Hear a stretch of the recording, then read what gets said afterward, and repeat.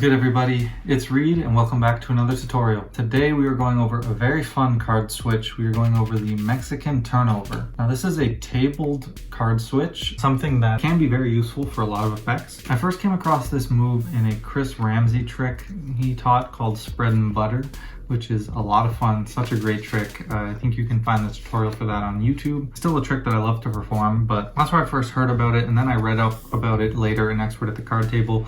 So that's where I'll give the credits for this move come from. For me, it's Expert at the Card Table. It was written up by S.W. Erdnase. Basically in the 3-card Monty routine.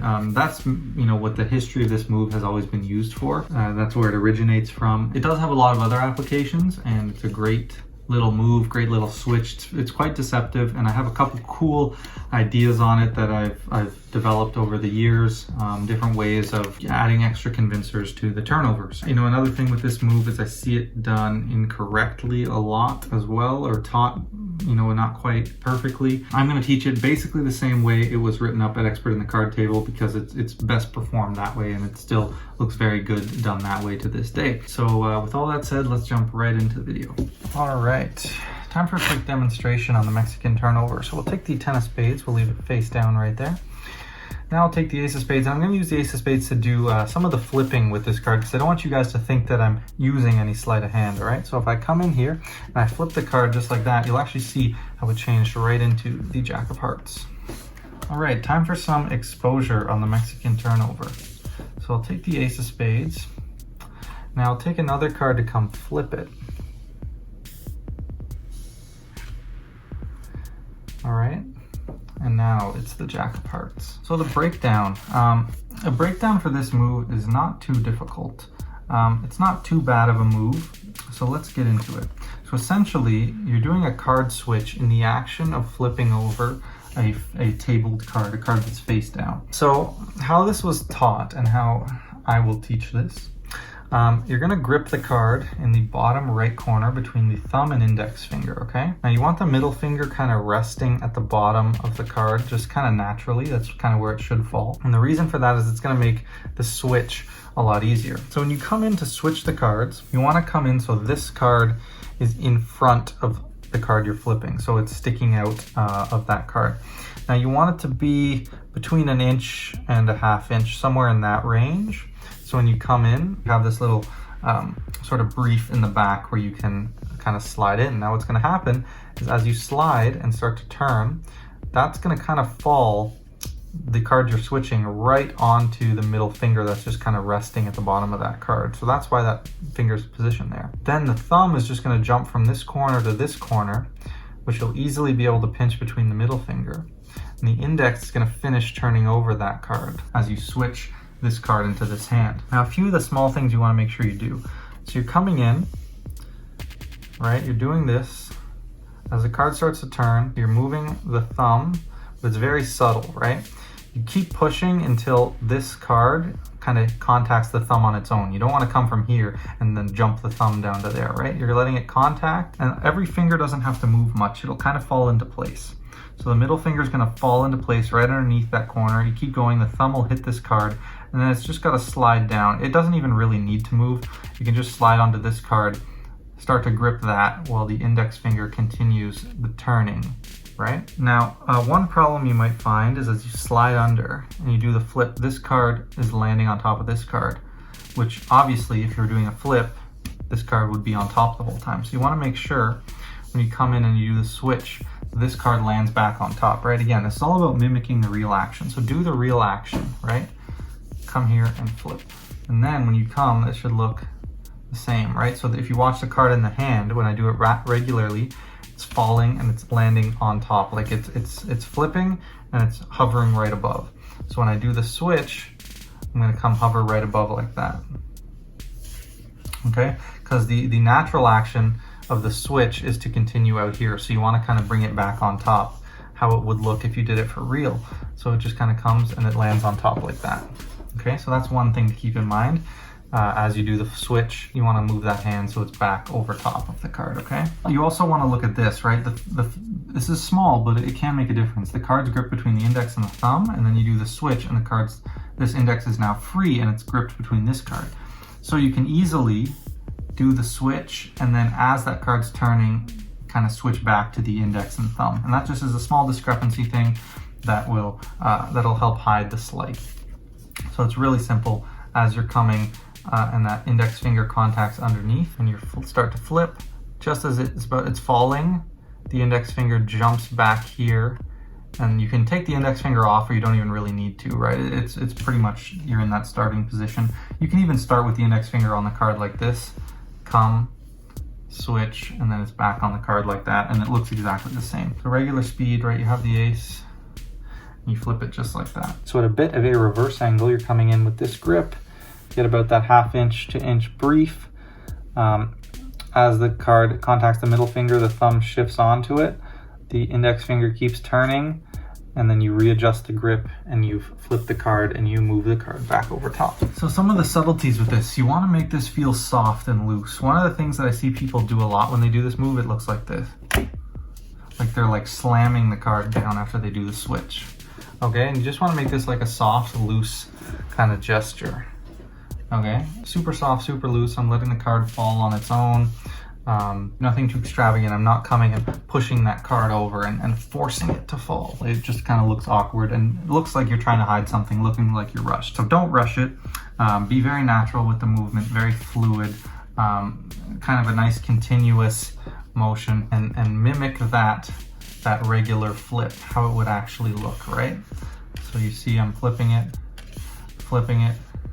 switching it, right? Another good subtlety is you need to condition your audience. So what that means is you need to get them used to the idea of you flipping cards like this. I mean, how much sense does it make if you do a routine and then, you know, you're doing all this stuff, you're shuffling, you flip the cards like this, and then all of a sudden you want to do a switch, so you grab a card off the deck and you do that.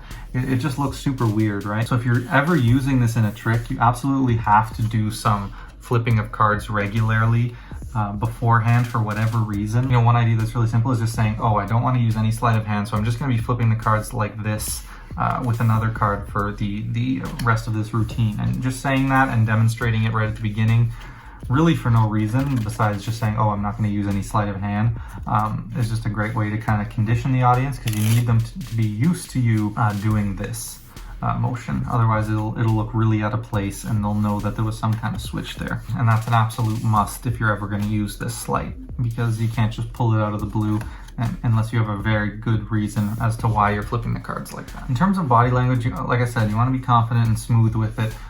You know, don't stutter when you're trying to do this. Don't, you know, get worried. Just come in, be confident, and execute the switch, right? It should look a very normal kind of movement, and I'd say confidence is of great importance when it comes to this move in particular. So uses and other ideas. I got quite a few fun uses and other ideas with this move. So this move is best performed on a card mat or some kind of smooth close-up surface, or some kind of felt, or like a tablecloth or something, because one thing you'll find is that the cards will, instead of going underneath, it'll push the card a lot and you'll miss, or that card will slide like this when you're trying to get underneath it, and that kind of totally ruins the switch and can throw it off if you're not prepared or not ready for it. So it's best performed on that because the card kind of stays in position, but you can even see with this move sometimes it'll still do that, and that's really because the cards are really flat, so they're just not getting underneath, so it's just coming and kind of pushing it. So speed can help that. I find if you come in quicker rather than slower, most of the time you'll get right underneath that card, because you'll have a bit of momentum that'll help the card find its way underneath. Using that back corner, just slightly tilt the card so it's not coming in perfectly straight. Slightly tilt it and get that corner underneath first, I find can help a little bit, but really speed's the main thing. Just not super fast, but just have a little bit of speed when you come in and do the switch. You can also bow the card a little bit, so you need a way to do this kind of secretly, or you can just do it with the whole deck as you're holding the deck before you do it. You want to bow it upwards, so just push with the thumb and bow it kind of this way in the longitudinal direction. So that way you can see it's bent upwards just a little bit, and that'll make sure that the edges don't come into contact, so you can slide easily kind of underneath that card. So if you're doing a lot of these switches, might be a good idea before you get into that routine, just to give your whole deck a little bit of a bow upwards, and that'll make sure the card is sitting with its edges slightly raised on each side, but it's totally not noticeable. So one of the strongest utilizations of this is with a duplicate, and here is why. So I'm going to use a duplicate from a different deck because I don't have a duplicate from this deck, so I'll just use two Jack of Hearts to kind of illustrate my point. But here is what you can do with a duplicate. So let's say you made a prediction before the trick started, right? And then they pick a card, Ace of Spades, and you push it into the middle of the deck. And now this is the card you've been flipping everything with, right? And you have the audience conditioned that, you know, you've been flipping cards with the Jack of Hearts the entire time. That's what you've been doing. So they expect the Jack of Hearts in your hand. Now, obviously, I'm just going to do a top change and switch these so I have the ace in my hands. But if they're conditioned for this Jack of Hearts, watch. If you don't show them this card, you come and do the switch, and they believe that this is the Jack of Hearts the whole time, and now it is, right? If you've been using a Jack of Hearts the whole time, say it's your card that's flipping, then when you finally do the switch and you're not holding the Jack of Hearts, and then you do the turnover, it'll look like you're still holding the Jack of Hearts. So it'll look like there was never a switch involved because you were always holding the Jack of Hearts. That's the card you've been flipping with, and now you're still holding it, and all you did was turn over this card. So it's really strong with duplicates. You know, the best duplicates to use for this are probably jokers, because jokers are a great card to do the flipping with because they don't really mean anything. So it's like, yeah, I'm going to do all the flipping with the jokers. You know, everyone has the duplicate jokers. You have a joker face down, and then you do the little bit of a switch, and now you have their card in your hand, and you switch it out with a joker, and then you're holding the joker, and so it's an extra really good convincer. So the 3-card Monty is where this move came from. That's a trick where you have 3 cards, and the person's trying to follow a certain key card, and you know the person will go like this, and you have to, you know, you bet money. And the reason this isn't really a game, it's just a scam, is because even if you picked the Jack of Hearts, right, they'd go like this. Sorry, sir, you were wrong. They'll use the Mexican turnover to make sure you never win. So that's why that game's a scam. Like, there are other sleight of hand techniques for this that you can learn. So what they normally do is if you pick the Jack, they'd take one of the aces, switch out the Jack for the ace, and then they'd come here and switch out the ace for the Jack. So then you're like, oh, the Jack was over here. Really, you were right the whole time. So that's kind of the main sort of history behind this move, what it was originally used for, and what it's still used for today, you know, scamming people. So a few really cool ideas. This is kind of some of the gold. One of them's my idea that I had that I think is really cool that I did in the demonstration. And another one is by Untitled, and it's his idea that I saw on this that's also really neat. So I'll talk about his idea first. So he's a very famous magician. He's the one who came up with mnemonica. He's a genius. So his idea is basically this. Let's say I want to switch out the card on the table for the Jack of Hearts, right? So I'd come in and, sorry guys, I messed up. Jack of Hearts. So his idea, you come in, you do the switch, and you execute the switch, and instead of using this index finger to flip, you're just going to pull it out and let the card fall and behave as if you made a mistake, right? So I have the Jack, I come in, oh, I messed up.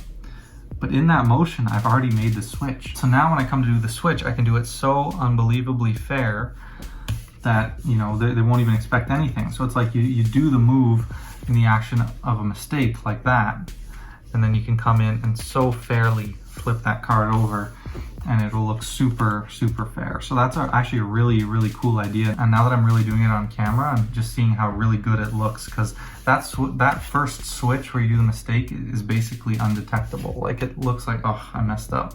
And then you can just come in here and so cleanly do that flip. There's no way you could have done any sleight of hand. So that's a really cool idea. My idea for this is basically to solve the issue of duplicates if you don't have any duplicates. So it adds that extra duplicate convincer I was talking about, where if they see you holding the Jack of Spades, you come in, you do the switch, but there was already a Jack of Spades on the table. So after you've done the switch, then the Jack of Spades is still in your hand, right? And that can be done with duplicates, but you can also do it using top change, which is an idea that I came up with. I think it's pretty cool. So let's say we're using the Ace of Spades as our flip card, right? This makes a lot of sense. Ace of Spades, you know, as the card you want to flip. So you say, you know, I don't want to use any sleight of hand, so that's going to be the card I'm using to flip all of these cards. So you say, watch, I'm going to flip the Jack of Hearts, and we're going to leave it right there. And you can even have them peek just to make sure it's still the jack or whatever you want to do. So now you say something like, you know, like I said, I'm going to be using that ace to flip these cards here, right? And then you come, you execute the switch, right? And now you're still holding on to the ace and the card has been changed. So there I'm just using basically a top change. So what you want to do for this, so you have your card that you're using for the flipping, let's say the ace of spades. If you're doing a prediction style effect, then you have any random card that they don't know. This is your prediction, let's say, down on the table. And then you control their selection to the top, right? So they make a selection, the jack of hearts, and we control it to the top of the deck. So we need some kind of action to cover this top change. So you're going to just say, oh, you know, I'm going to use the ace of spades, like I said, to flip this so I don't use any sleight of hand. So what I like to do is just come, give it a little lift just like that. And then that'll kind of bring their attention to this card because they'll want to make sure I'm not doing anything. So I'll just say, you know, I'll take the ace of spades, won't do anything funny. And then you can go, I won't do anything funny to this card. And you can kind of point and do a top change and then come back and point with the card again. So at speed, you know, that kind of looks like, okay, so like I said, I'll be using the ace of spades to kind of do this flipping, but I don't want to do anything fishy. And now you've switched out the ace of spades for the jack. So now you can't flash this card because this is their prediction. So then you come in, you say, watch. You come, you do the switch. And now obviously we can't flash this again. As they're taking in that's their prediction, you simply bring the hands back. That's amazing, isn't it? That card is the jack of hearts or something, right? So you can come, you top change again, and now you're holding the ace again. And you want to, you know, make it obvious you're still holding the ace, point at that card with the ace. So it just looks really, really nice when that's all put together, and it gives that extra convincer of you never had a different card in your hand because you're coming in and you're using the top change. All right, guys, that is it for me on the Mexican turnover. A lot of cool ideas, especially at the end of this video. I think that top change idea and Juan Temadiz's idea is really, really cool and something that you guys should experiment with and try to incorporate these into your routines. I like to give different options, you know, using the duplicates, or I came up with an idea of not using the duplicates because there's different ways to do different things, and I think it's all really cool. So practice this move, just get that fluidity, get it nice and smooth, get it looking normal, practice it against the regular one, film each of them, you know, show your friends, say, oh, does this look any different to you? That sort of thing. And, you know, figure out how to incorporate this move. Just make sure you always establish why you're flipping the cards with another card, and you can kind of condition the audience for that. So with all that said, practice this move. It's a lot of fun. And don't forget to like or subscribe. I will catch you guys in the next video.